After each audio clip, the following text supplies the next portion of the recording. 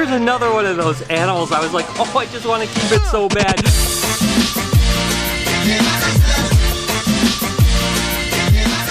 Hey, good morning everybody. Welcome to the vlog. I hope everything is amazing in your life today. As for me, I am feeling better and I am back at the shop, which is absolutely amazing. We have an extremely busy pack day because yesterday we couldn't ship because the weather was horrible. So that means we have a couple days of orders we have to get out. So I'm going to take you through the process. And if you are one of the people that ordered an animal and it's coming your way, you're going to get a chance to see me pack it and I'll talk a little bit about it. So we have a bunch of animals to go there and then I'll just see how the rest of the day goes for us. What do you say we just put all our problems aside for the rest of the vlog? Can you do me a favor and go in the comments and tell me something awesome about yourself? I love to read about you guys. While you're down there, smash that like button. What do you say we just gear up and pack up some snakes? So basically today is the reverse of unboxing day. This is boxing day. So we're gonna go ahead and find a whole bunch of ball pythons that are going out. And by the way, look at the size of these bags right here. Normally we have bags that are about half the size. These are just little ball pythons, but Lori or somebody obviously ordered the wrong bag. So if you're getting a snake and you're wondering, well, like, why is it in such a big bag?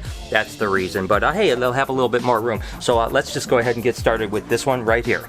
Ooh, doggy. This is a good one to start. Oh my gosh, that thing is on fire. This, of course, is a Spinner Blast Yellow Belly, which is a pastel, a pinstripe, a spider, and a yellow belly. Holy moly, that thing is freaking gorgeous. I tell you what, these snakes are looking sexy this morning. This is a female pastel albino. So again, it's just a recessive albino, but with that pastel gene. And I just think it's kind of neat because the pastel just adds a little bit more yellow and kind of rich colors. Man, that thing is awesome.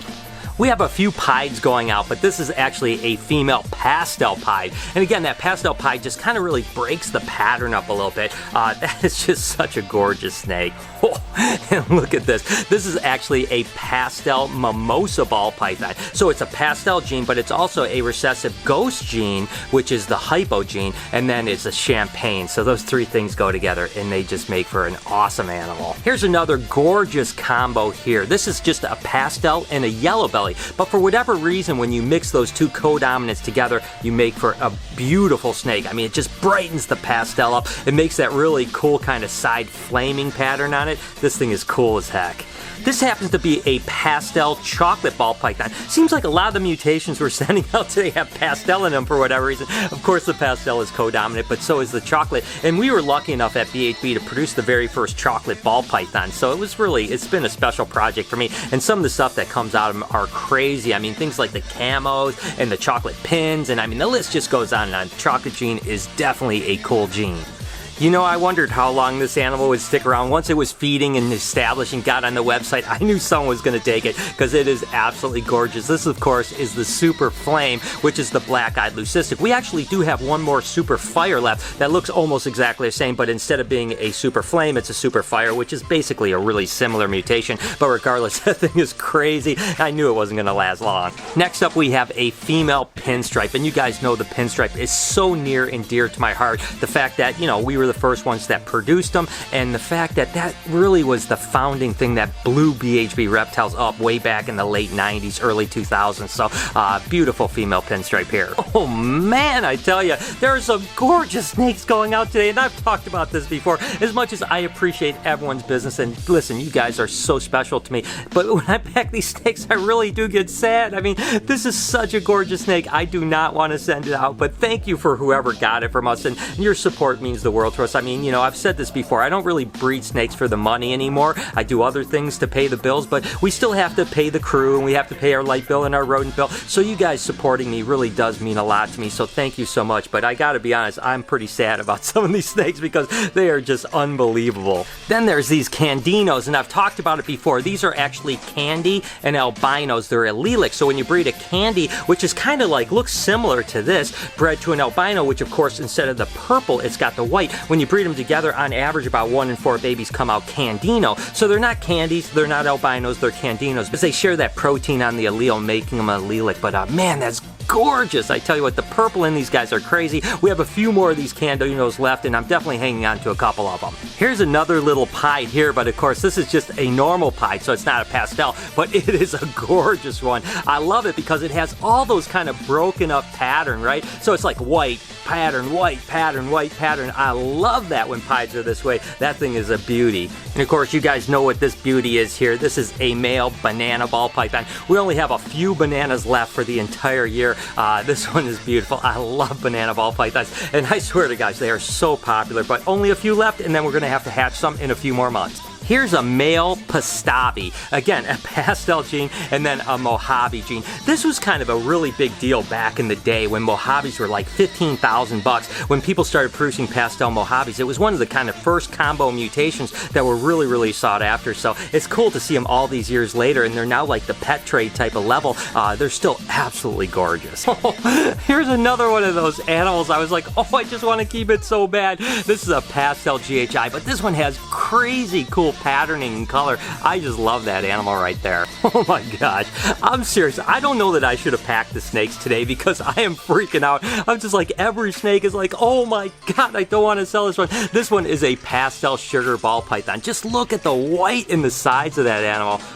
Oh my gosh. I think I'm going to need a drink after I'm done. The truth is I don't even drink, guys, but definitely a little bummed out to see a lot of these beautiful animals go. But again, thank you guys if you're buying them from us. I mean, that's what we do, but man, I don't like this part of my job.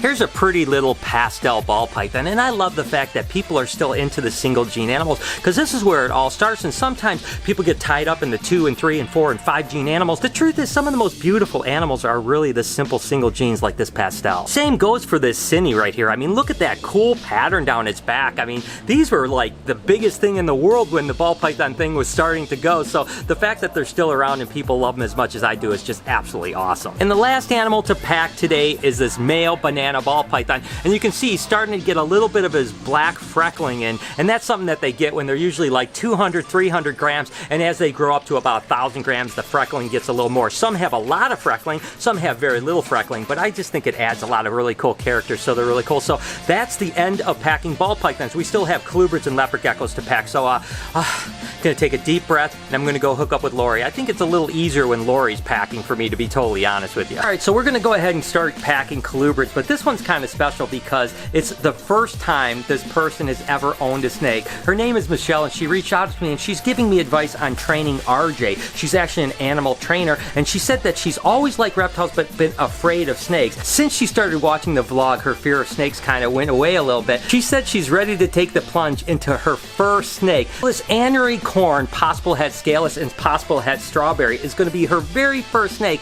I'm super excited about it, and Michelle, I know you're going to love it. Next up is another anuthristic corn, but this one is het for lavender albino. Holy cow, look at that one. That's actually a coral ghost corn snake. Wow, the pink in that is ridiculous. And the real trick for these little colubrids is honestly just getting them in the cup, and Lori is a master at it. This happens to be a motley corn snake that's het for scaleless as well. Trust me, it's not that easy. If I did that, it would have taken me 10 minutes.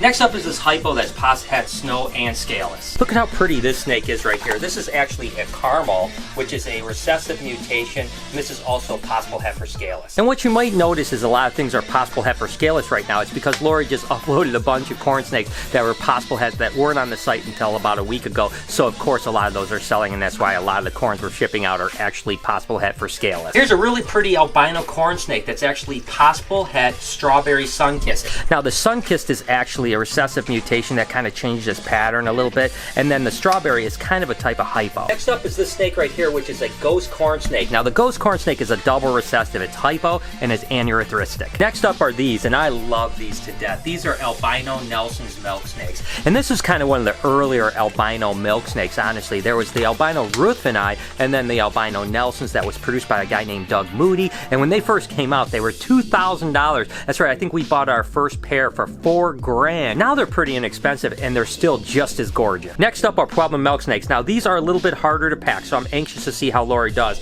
But look at how pretty they are. Oh, he's squirmy. Go ahead, give it your best shot.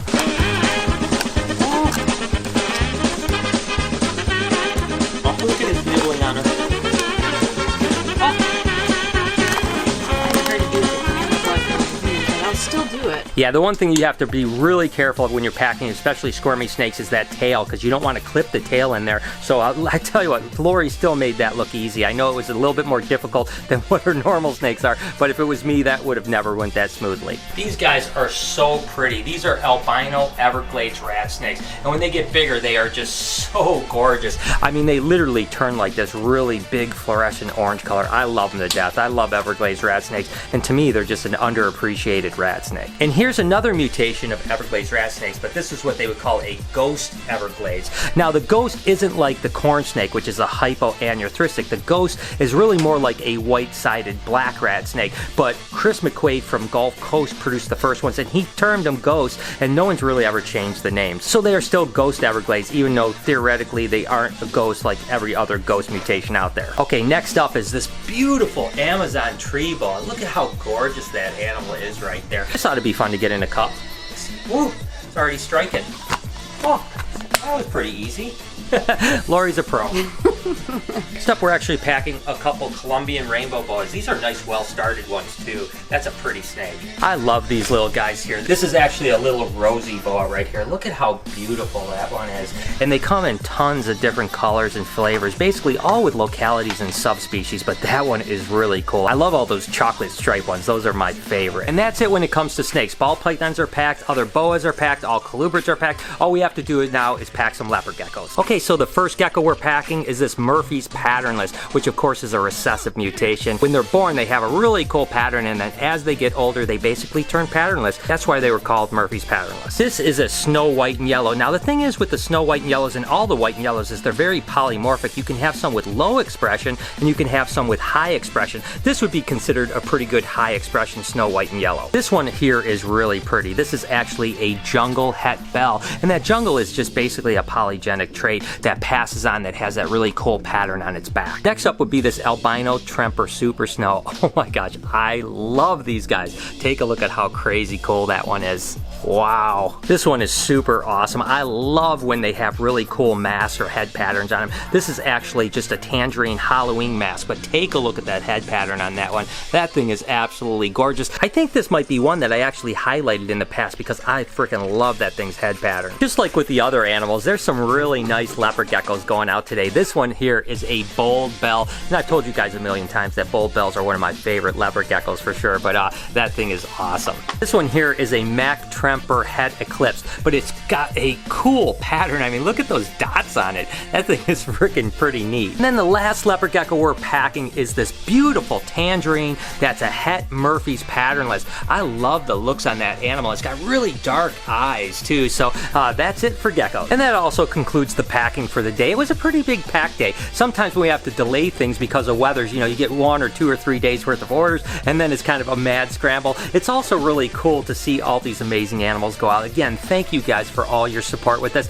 I hope that they find beautiful homes and you care for them as much as we have. It's always cool to hatch and raise these animals. It's also cool to see other people really interested in the animals. Kind of a bittersweet thing, but hey, that's all part of it. All right, so I'm pretty excited about this. By the way, this is not a brand deal. It's not anything. I'm not sponsored by this, but my friend Rhonda sent me this shirt that is pretty cool. So this is like a virtual shirt, so you wear it and then you download the app and then you view the shirt with the app and you see different things. So I'm gonna go ahead and put the shirt on. I'm gonna get Noah and Lori and give them my phone with the app, and let's see what it's like. It's pretty cool. Noah, Lori, do you guys like my shirt? What is it? Do you like that shirt? It's bones. It's a rib cage and your spine. Here, do this. Here, take this. I don't know. Do you see something? No, step back. Oh, shut up! What is it? What is it? What does it look like? Tap it. You tap it. Oh my God! Does it labels all your organs? Oh my God! Your heart, is that legit? No. That's my heart beating? Yeah. Oh but my is God. that for real though? That's I don't want to touch. I know. See. I want to. No way. That's not possible. What? So what is it? I can't know. see. It's just like your organs. Is it cool or what? organs. So it shows me my organs? Yeah, Yeah, it looks like the inside of your body, and you can see your heart beating. And then I tapped it, Tap and something then else. Can you tap other things? Ooh, Now now it's just your bone structure. What is that? What are those? Are those kidneys? I don't know. What are those? They look pretty black. I don't think that's healthy. Doing weird stuff. All right, so what do you guys think? Is it cool or what? We're gonna mess around with this more. So apparently, I couldn't see it because obviously they had my phone. But apparently, when you view it on the app, you actually see organs and stuff. Yeah, I'll put it on. You can do it. Okay, cool. Wait. Yeah. Is there different ones that you can see different stuff if you buy it? I think so. That's pretty cool. I don't know. We're gonna play around with it, but that's pretty cool. This shirt's pretty awesome. What do you guys think? We should do like a reptile one. We should have this company do an app where we get like a reptile shirt where you can have, I don't know.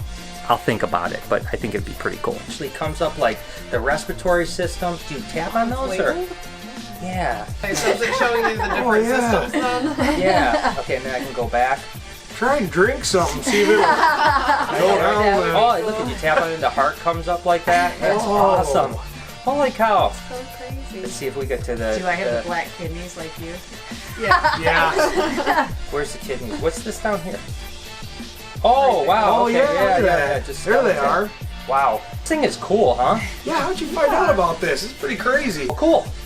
So apparently there's a whole bunch of stuff to this, like learning stuff. So you can like dissect the organs. You can do all kinds of different stuff. So that's pretty awesome. Definitely going to take some time to learn this, but I love it. And again, I'm not getting paid to say this. It's just awesome. And thank you, Rhonda, for sending it to us. This was freaking awesome. And with that said, I am going to go ahead and end the vlog here. I hope that you guys enjoyed looking into what we had going out today as far as animals. And I hope that those animals all find amazing homes. I am absolutely positive they will. I also thought that shirt was absolutely cool. I hope that you guys have an amazing day, night, evening, whenever you happen to be watching this. Your support means the world to me, and I love you guys so much. Can you do me a couple favors before we get out of here? Can you smash that like button, as well as turn those post notifications on so you know when I upload a video, which is every day, 7 days a week at 9 o'clock in the morning Eastern Standard Time. Remember to be kind to someone today, and I promise I'm going to see you guys tomorrow.